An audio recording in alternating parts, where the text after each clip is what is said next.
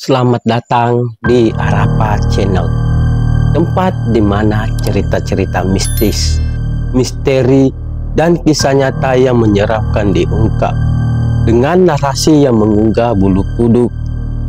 Bersiaplah karena cerita kita kali ini akan membawa kalian ke dalam dunia yang tak kasat mata, menyusuri garis tipis antara kehidupan dan kematian. Judul kita hari ini, Anak Indigo dan Ramalan Kematian.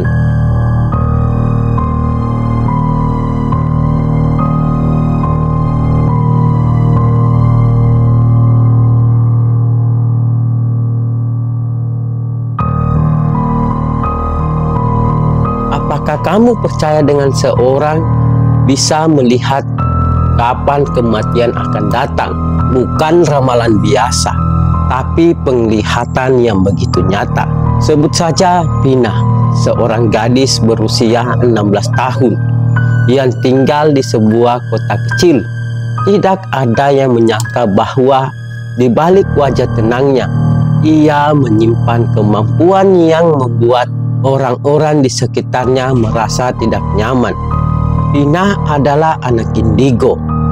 Sejak kecil, Pina sering berbicara sendiri, menatap kosong ke arah pintu yang tertutup, atau tertawa saat tidak ada yang lucu. Ibunya sempat membawanya ke psikiater, namun hasil pemeriksaan tidak menunjukkan adanya gangguan. Justru salah satu psikolog yang merawatnya pernah berbisik kepada ibunya, "Bu, anak ini bukan sakit. Dia hanya bisa melihat lebih banyak dari yang kita lihat." Kemampuan Pina semakin berkembang saat ia beranjak remaja. Ia bisa membaca isi hati orang lain yang hanya lewat tatapannya. Ia tahu siapa yang sedang menyimpan dendam, siapa yang sedang patah hati, bahkan siapa yang akan segera meninggal. Semua dimulai dari sebuah penglihatan. Pina menceritakan bahwa ia sering melihat bayangan hitam berdiri di belakang seseorang yang akan meninggal dunia. Semakin dekat waktu kematiannya, semakin jelas wujud bayangannya. Itu kadang seperti kabut, kadang seperti sosok berjubah hitam tanpa wajah. Kasus pertama yang membuat geger satu sekolah adalah ketika Pina berkata, "Pak Iwan akan segera pergi." Pak Iwan adalah guru matematika mereka yang terkenal disiplin. Teman-temannya mengira Pina hanya bercanda. Tapi hanya 3 hari setelah ucapan itu, Pak Iwan meninggal dunia dalam kecelakaan motor saat berjalan pulang dari sekolah. Orang-orang mulai berbisik, "Anak itu pembawa sial, anak iblis. Dia mengutuk Pak Iwan." Padahal Pina tidak pernah bermaksud menyakiti siapapun. Ia hanya berkata jujur. Beberapa bulan kemudian, Pina mulai berubah. Ia jarang bicara, sering menutup diri di kamar, dan matanya tampak seperti kehilangan cahaya. Ibunya memaksa Pina untuk bercerita, dan malam itu Pina mengaku kalau ia melihat banyak bayangan hitam berdiri di halaman sekolah, lebih dari 10. Mereka berdiri diam seperti menunggu giliran, kata Pina. Keesokan harinya terjadi kecelakaan bus wisata yang membawa siswa-siswa kelas 11 dalam perjalanan study tour. Bus itu terguling di jalan menurun. 6 siswa meninggal dan 2 guru tewas di tempat. Namun Pina kembali disebut. Masyarakat mulai takut. Bahkan keluarga korban menudingnya sebagai penyebab. Padahal jauh dalam dirinya, Pina sendiri merasa hancur. Ia tidak ingin tahu semua itu. Ia tidak ingin melihat kematian, apalagi merasakan datangnya begitu cepat. Puncak dari semua terjadi ketika Pina dengan wajah pucat memeluk ibunya sambil menangis. "Ibu, aku melihat dia, bayangan itu berdiri di belakangmu."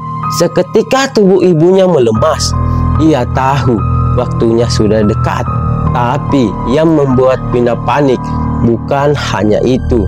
Beberapa hari kemudian, bayangan itu berdiri di belakang cermin kamarnya, menatap Pina sendiri. Ia mulai melihat dirinya sendiri sebagai target selanjutnya. Hari-harinya dipenuhi mimpi buruk dalam tidurnya. Ia didatangi oleh makhluk berjubah hitam yang duduk di tepi ranjang, mengelus kepalanya sambil berbisik, "Kamu sudah tahu waktunya, bersiaplah."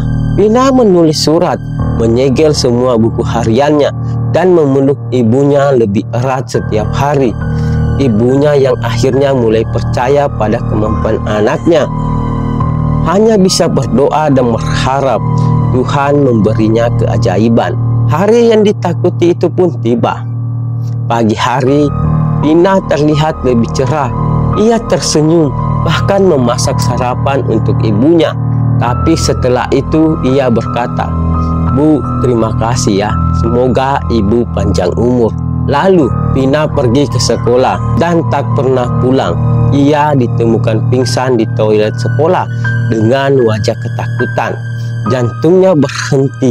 Tidak ada tanda kekerasan, tidak ada racun, tapi tubuhnya kaku seperti orang yang sangat ketakutan saat menghembuskan napas terakhir. Dokter menyebutnya serangan jantung mendadak, tapi mereka lupa bahwa Pina hanya 16 tahun. Di hari pemakamannya, ibunya melihat sesuatu. Di antara barisan pelayat, ada sosok gadis kecil berambut panjang, berdiri diam. Wajahnya pucat, matanya kosong, tapi ia tersenyum ke arah ibu Pina, lalu perlahan menghilang di balik kerumunan. Kemampuan melihat kematian mungkin bukan anugerah, melainkan beban yang tidak semua orang mampu menanggungnya.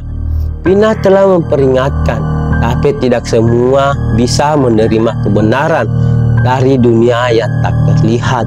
Terima kasih sudah menyaksikan cerita kali ini di Arapa Channel. Jangan lupa untuk like, share, dan subscribe agar kamu tidak ketinggalan cerita-cerita horor selanjutnya. Sampai jumpa dan berhati-hatilah, karena siapa tahu seseorang sedang melihat bayangan hitam di belakangmu.